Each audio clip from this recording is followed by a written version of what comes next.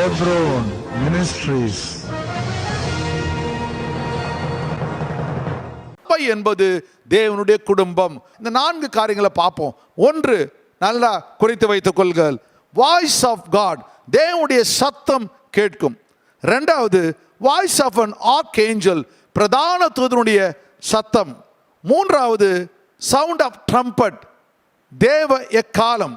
நான்காவது, resurrection of the dead, மரித்தவர்கள் உயிரோடு கூட எழுந்திருப்பார்கள். ஐந்தாவது காரியம், transformation of the living saints, உயிரோடு இருக்கிறவர்கள் நீங்களும் நானும் தேவனுடைய சமூகத்தில் மறுரூபமாக்கப்படுவோம்.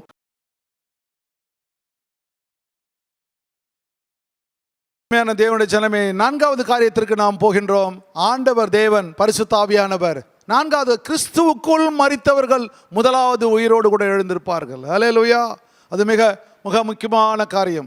யாரெல்லாம் முதல்ல மரித்தார்களோ, ஆபேலிலிருந்து கடைசி நாட்கள் வரையிலும், இந்த நாள் வரையிலும் யாரெல்லாம் மரித்தாங்களோ, அநேகர் கூட இப்போ மரித்து கொண்டிருக்கார் பாருங்க. தீங்கு நாட்கள் வராதற்கு முன்பு அவர்கள் மரித்து விடுகிறார்கள். நீதிமான் எடுத்துக்கொள்ளப்படுகிறான் என்று வசனம் இருக்கு. நிறைய பேர் நினைப்பீங்க, ஐயோ யாரும் இவர் செத்துட்டாரேன்னு நினைக்காதீங்க.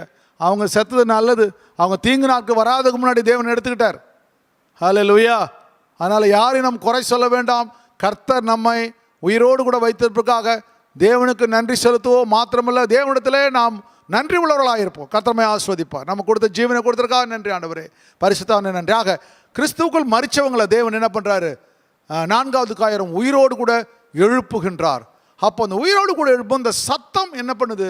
ஒரு நிமிஷத்தில் அவர்களை உயிரோடு கூட எழுப்புகிறது. பயங்கரமாக இருக்குது. வேதாகமத்தில் வாசிக்கும் போது யோவான் புத்தகம் 12ஆம் அதிகாரத்தில் வாசிக்க முடியும்.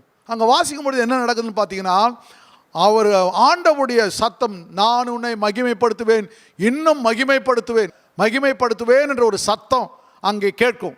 கேட்ட உடனே அங்கே கூட இருக்கவங்களாம் பிரமிப்பாங்க, பயப்படுவாங்க. அவங்க சொல்லுவாங்க, வானத்திலிருந்து சத்தம் உண்டாகிறது, தேவன் இவர்களோடு கூட பேசினார் சொல்லுவாங்க. பிறகு சொல்லுவாங்க, ஐயோ தேவதூதனோடு கூட பேசினார்.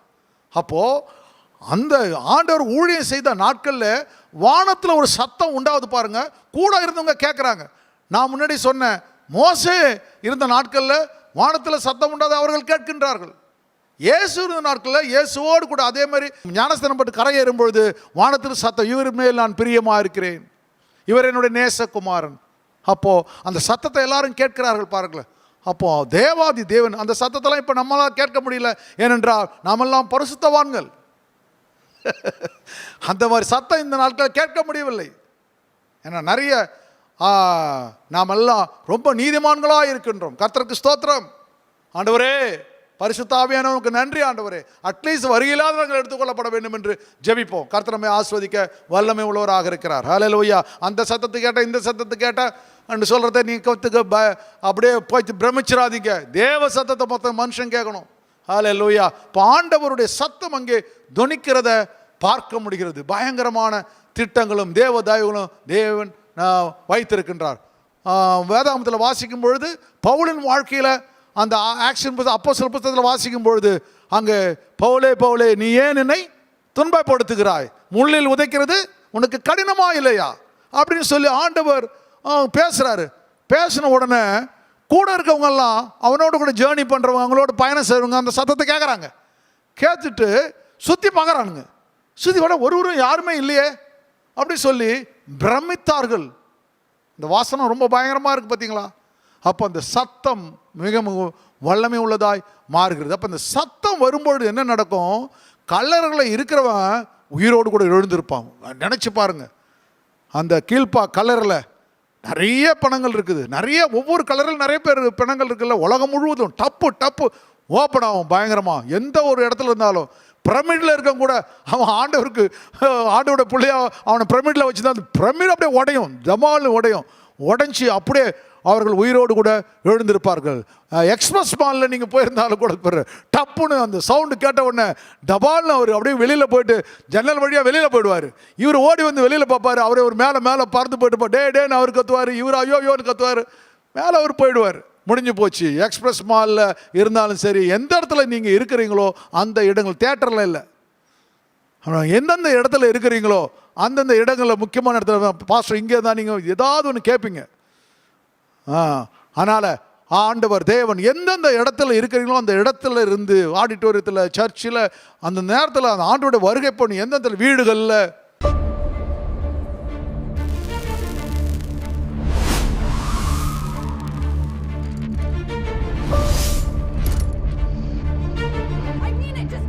I can't stand looking at you.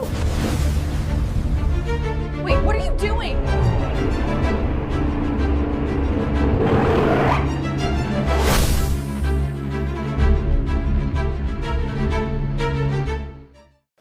பயங்கரமாக இருக்குது. அந்த நேரத்தில் ஒரு ஃப்ராக்ஷனில் என்ன பண்ணுவாங்க, நீதிமான்கள் எடுத்துக்கொள்ளப்படுவார்கள். துன்மார்கள், தேவனை அறியாதவர்கள் சரி, தேவனை அறிந்து தேவனை வழிபடாதவர்கள் கைவிடப்படுவார்கள். அதான் ராப்சர். ஒரு ஃப்ராக்ஷன் நடக்கும்.